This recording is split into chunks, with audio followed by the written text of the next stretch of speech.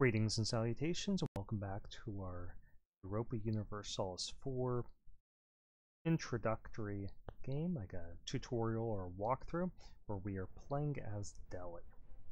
And as always, I am RedBstrd, leading you through this. So where we last left our nation, Delhi, we had conquered 3 provinces to our north, giving us an awesome little hilly highland hat.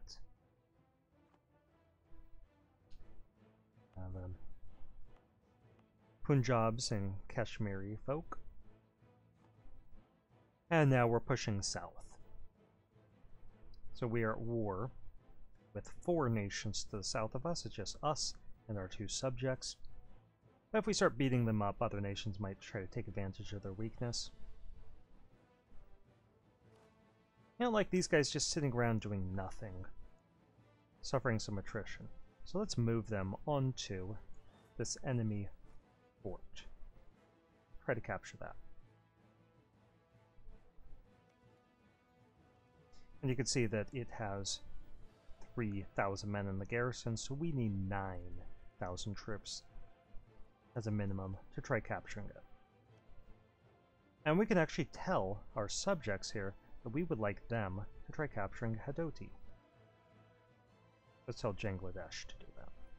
And we're going to unclick the friendlies can attach because we don't want them here, we want them here. Now let's see if they do that. Oh. Bangladesh.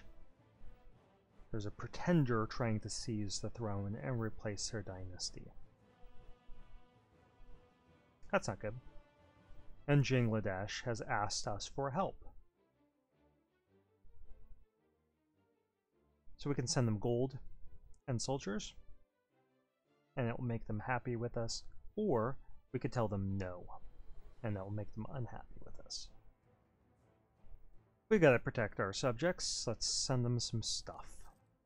So, unfortunately that took away all of our money, and we could see the army of Mewar is actually marching through, so they'll kill the rebels for us. Thank you guys. We appreciate that.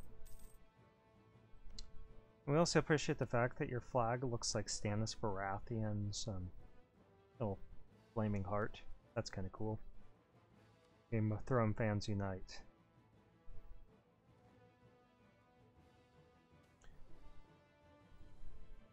As we have a little notification that we've lost some men to attrition or something. And we need to train and equip new men, so it's a little bit of a drain on our economy. And we've got an event. It's strange that this happened now, rather than right after the Lodis came to power. After the Lodis seized control of our nation, they were widely disliked by both the population and the neighbors, who were expressing their disapproval of the usurpation of power. We lose some stability and gain some inflation.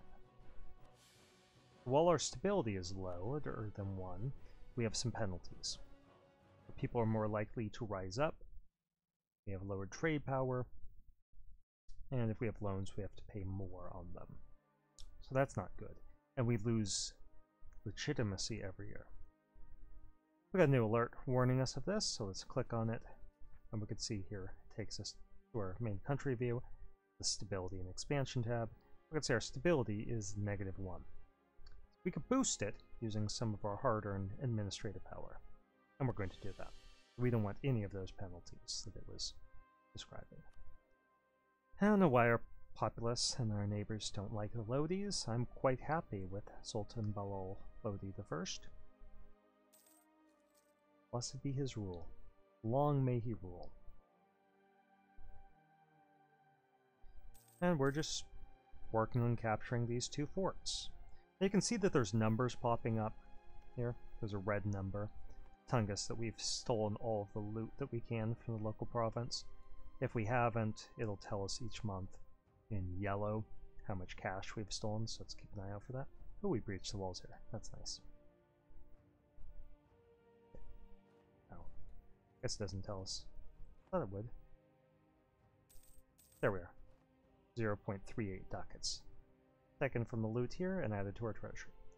A year has gone by, so we can get a new mission to replace the one that we cancelled.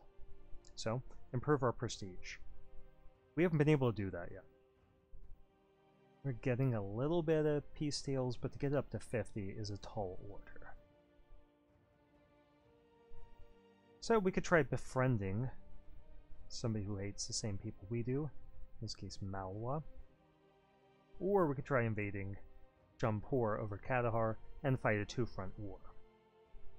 No thank you. We will try budding up to Malwa. And if we complete that, we get a little bit of prestige, and we get some diplomatic points. So let's pick that one. And then I'm going to call back a diplomat from Baluchistan who likes us as much as they possibly can. And send that diplomat instead to Malwa. Who's pleased that we are the same religion and we have enemies in common. They would actually even sign a royal marriage with us, and if we were at peace, they would sign an alliance deal. When we're invading people, they wouldn't agree to it. So again, improving relations. And we could actually even tell them, since we have all the downloadable content, we could set our attitudes towards countries. We could actually manage the attitude and tell them that we are friendly, that we desire an alliance with them. And they've got a really good ruler too, 556. And we can see when we've got them clicked on what their interests are geographically. We'll take a look at that further, but not in the middle of our war here.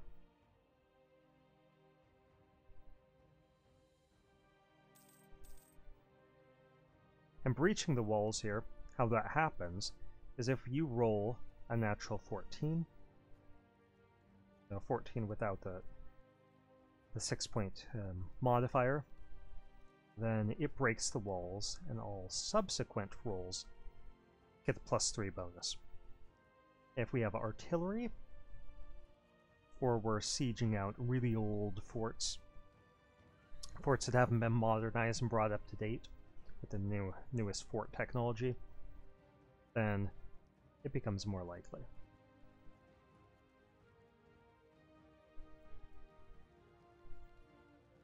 And we're making good progress here as well. Okay, build a great palace. Monarchs are often struggling with ways to subdue the nobility. The rise of firearms reduced nobles' role as warriors, but left them with, in the eyes of the monarchs, too much idle time. Some monarchs created great new palaces with elaborate court rituals to dazzle the nobles and keep them occupied. Versailles is the greatest example of this movement. We could choose to do that, build a palace. We will gain prestige, we will gain legitimacy, it'll cost us money, or we can lose prestige. Remember, low prestige gives us penalties to stuff like morale. So let's do it. We don't have 39 ducats, so you get to see how loans work. Now we're 5 ducats in debt.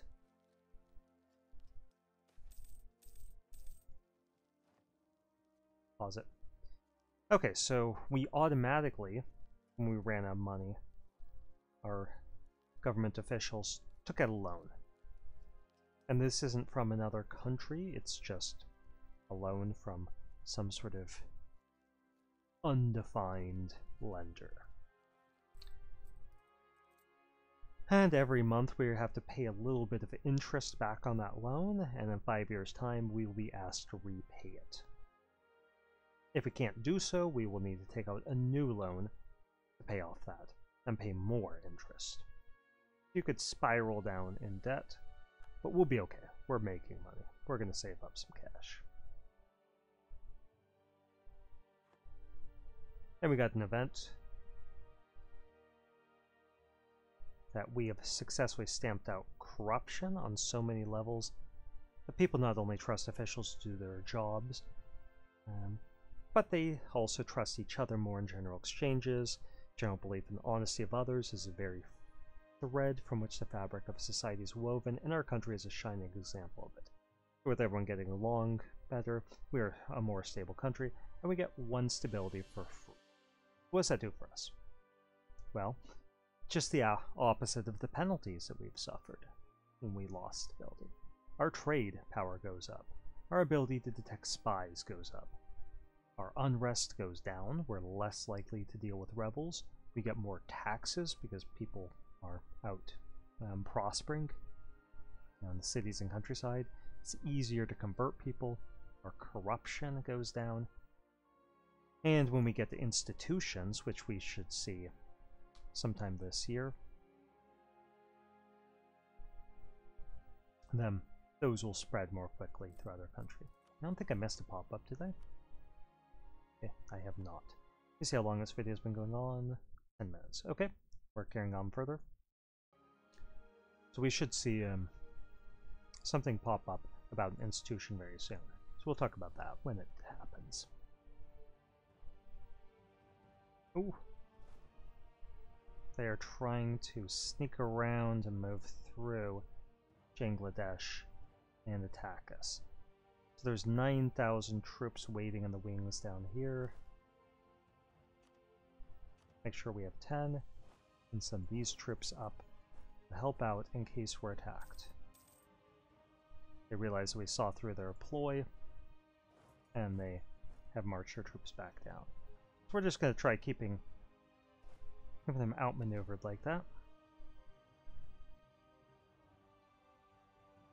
Okay, they're going to try it again. So again, we're going to send some troops up. And if battle breaks out here, our subjects might run down to help us in the fight. Yeah, they're going to move in, and we could see that it's a sword. They've pulled troops out of here. Let's call upon another 1,000 men, leaving us with the bare minimum we need to capture the city, and send the rest here to Dundar. And a battle has broken out. We don't actually have a leader, so that gives them an advantage. But we can see our subjects are running down south, and they'll try to help us out. They're getting to Maywat, and they're going to arrive in 6 days to back us up. And now their troops are leading the battle. We might lose this. We did. That's unfortunate. Because now they could potentially attack us here. Our troops retreated north. And they're beat up and low on morale. It's going to take a little bit of time. Okay, but we captured this fort. And now they're taking back the war goal. Let's tell our subjects that they can attach to us. We'll get back some more men each month. Get back a little bit more morale. We'll look at this in a second. Let's start moving down. I'm going to move this army up to the highlands where it's well protected. Okay, we have an event. This is funny. If you look at this guy's picture, he looks like, I think this is supposed to be Wiz on the board. The board's, Paradox employee. Okay, well, not everyone may like it. The non-Muslims in our realm have been growing in influence over the last few years. Members of the Dhimmi are frequently seen even among the more important trade guilds of our country, and many serve as administrators in our provinces or have been allowed to keep their hereditary titles. They gain 10 influence in our country. We can see they've got 47 influence. Now they will have 57. And again, what we're worried about is if anyone gets 80 or higher influence. We're not in any danger of that right now, so not a cause for concern.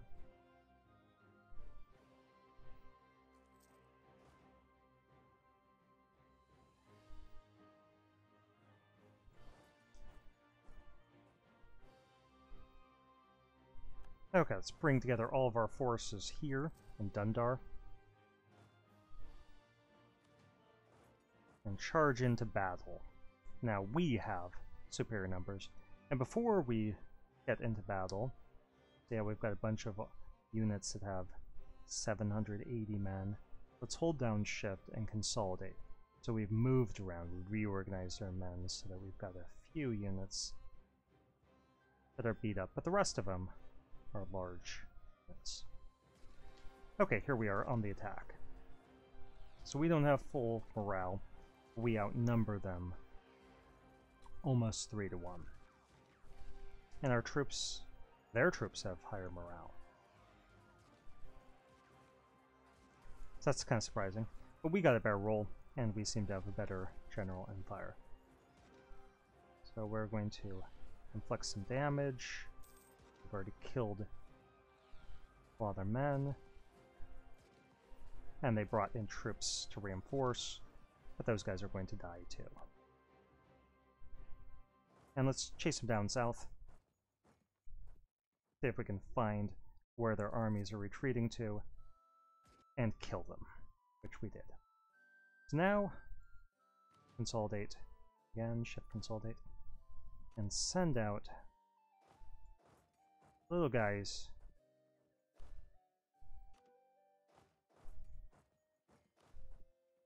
to capture as much enemy territory as possible, and then we're going to march forward with our main army to try wiping out the rest of the enemy forces.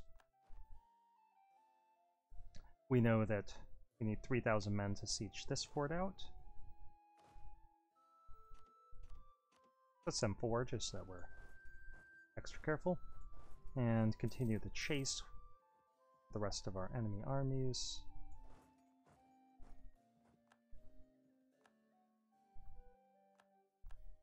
Now we have completely occupied all of Maywar.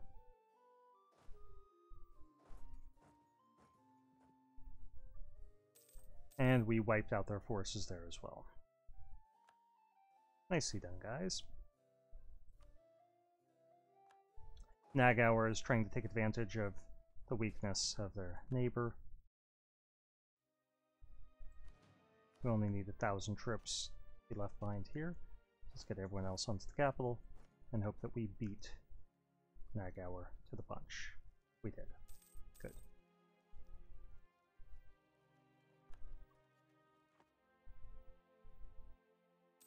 So it's funny, Kathiawar is down here with 4,000 troops that haven't been able to do anything. And we could have these troops continue to stay here in enemy territory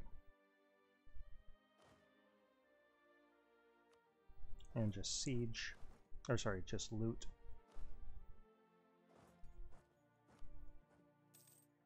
Kind of start pulling some excess men off of the city.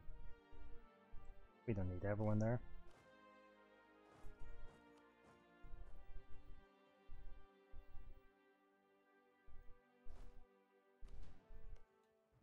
Oh, I transferred control of the siege to them.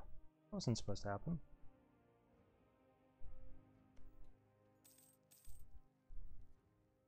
That's not good.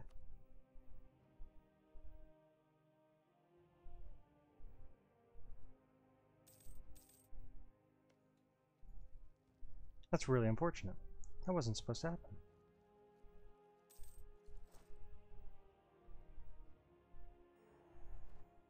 Okay, so we complete our mission by making Malwa like us, and now we can choose a new one.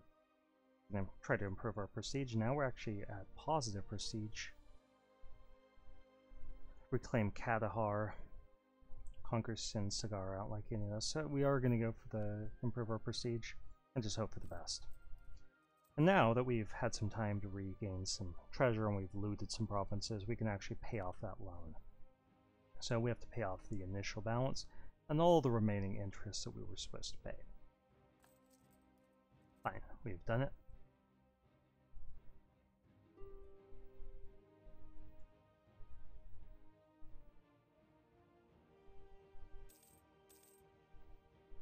And they sent us a peace offer, which we have rejected. The wall's been cracked, but sadly, Nagauer, this nation here, is in control of the siege.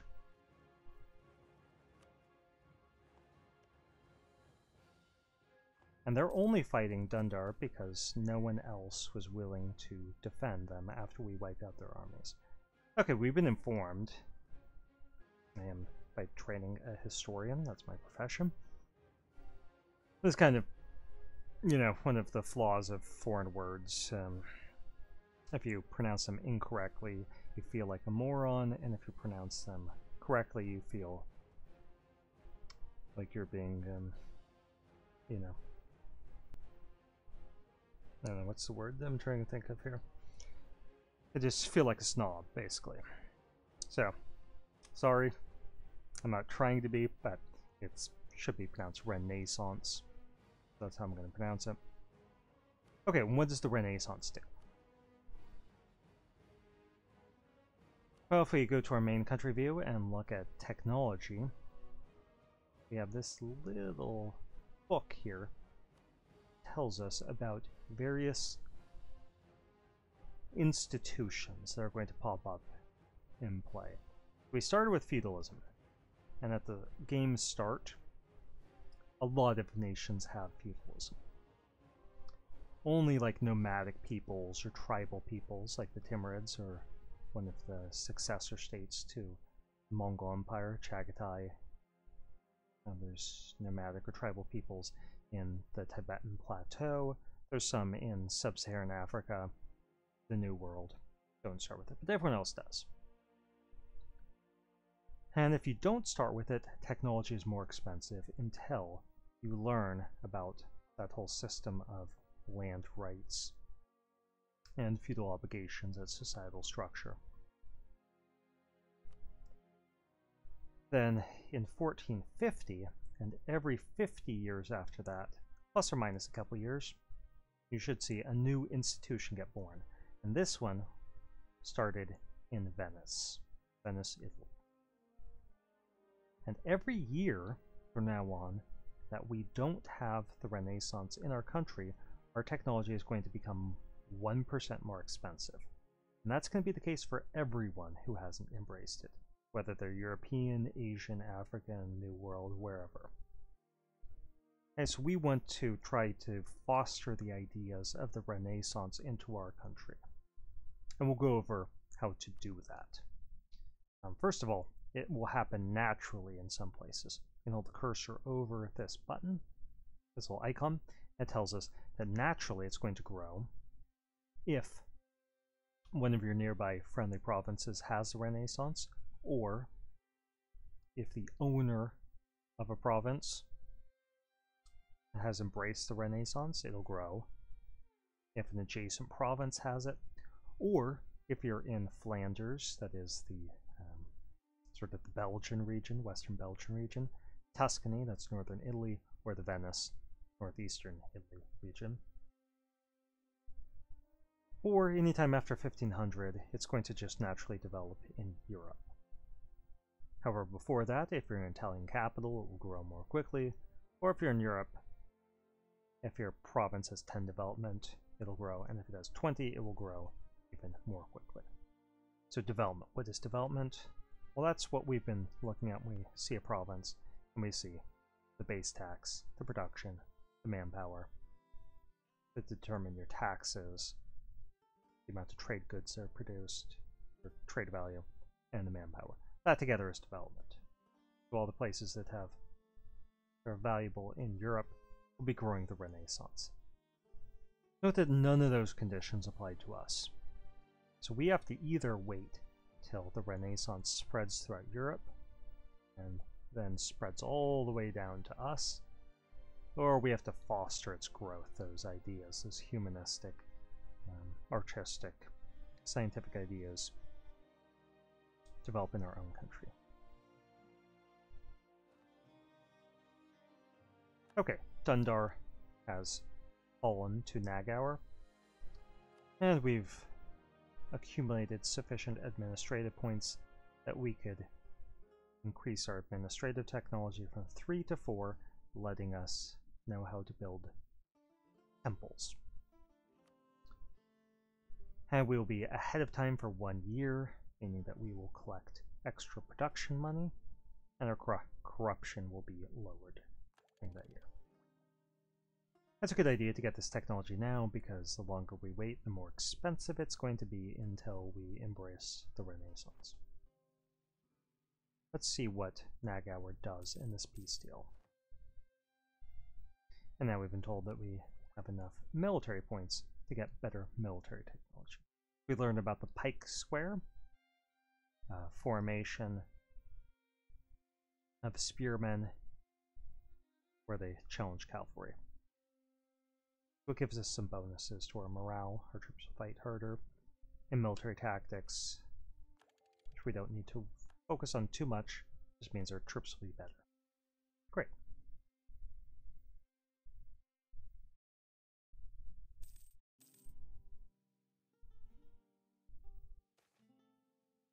We've got a random event that we have gotten a claim on a row. We've managed to produce very legitimate documents to show that we have a historical claim on this province. We didn't even have to make them up, we found. Oh hey, we actually have some rights to row. So we could attack the Timurids over that territory, and we gain 10 prestige, which is great, because that's where our mission is, to get more prestige. And we can see that there was a peace deal where Nagaur forced Dundar to give them that one province. And now we have seized Hedoti.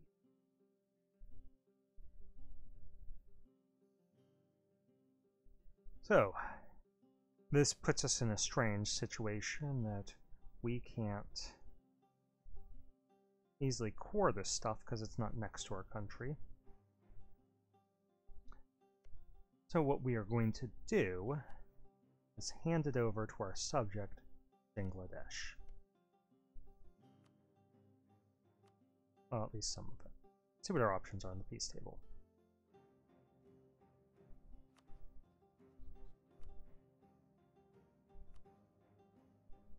Yeah, we can't make this into a core.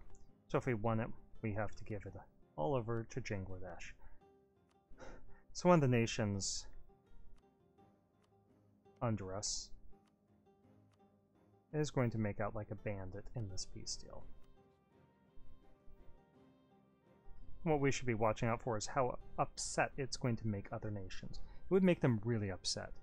And a total of 7 nations would threaten to join into a defensive alliance against us.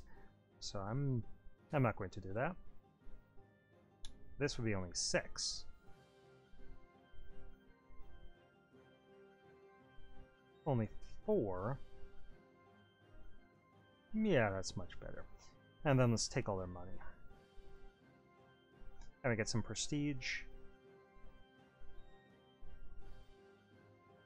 Oh wait, where's the gold mine here? That's the gold mine. Okay, we're gonna do a different deal.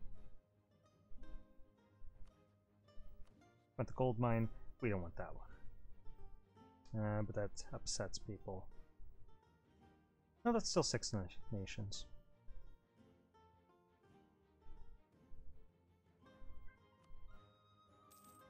What's that, cat? I don't even know where you are. I can hear you. I have no idea which one.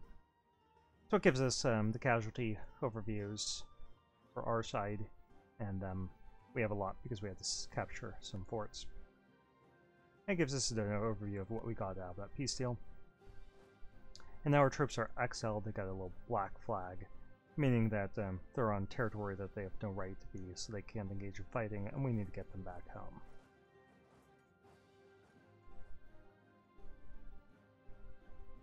Okay, Timurids, we get some information about what they're up to since they're a nation that borders us, that we have interest in. And we can decide how much information we get from other countries by clicking on them. And on their flag here, we can right-click, and it will tell us, like, go to their capital, open diplomacy with them. Or this bottom one is mark them as a country of special interest. And if we left-click on that, it will put gold over that star, and now we'll hear a lot more information about what they're doing. So we're unclicking them because we actually don't care too much about Ladakh. Let's see, we have interest in Multan, we have interest in the Timurids, we have interest in Jaunpur. We want to know what's going on with Bamanis,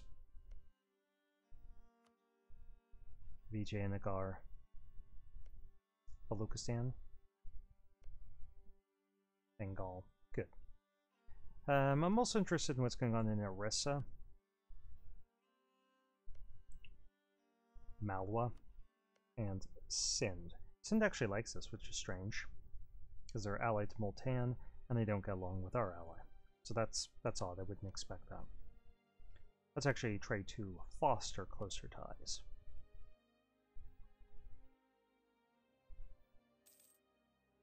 Mewar is no longer a valid rival of us, as we've reduced them to a single province. And they're actually they're at war with Gujarat. But we should find out some more information now. We want to know more about what Gujarat is up to. All of the major Indian powers. Okay, so Kathiawar is still in the war. It's just Dundar and Kathiawar. Kathiawar is getting beat up badly by Gujarat. Let's see if we can bring them to the peace table. Pull back a diplomat. We can just right-click, pull one back. They're not willing to sign a peace deal quite yet. Let's see how long our video's been going on. 31 minutes. So we're going to stop there, and we're going to finish our war in the next video.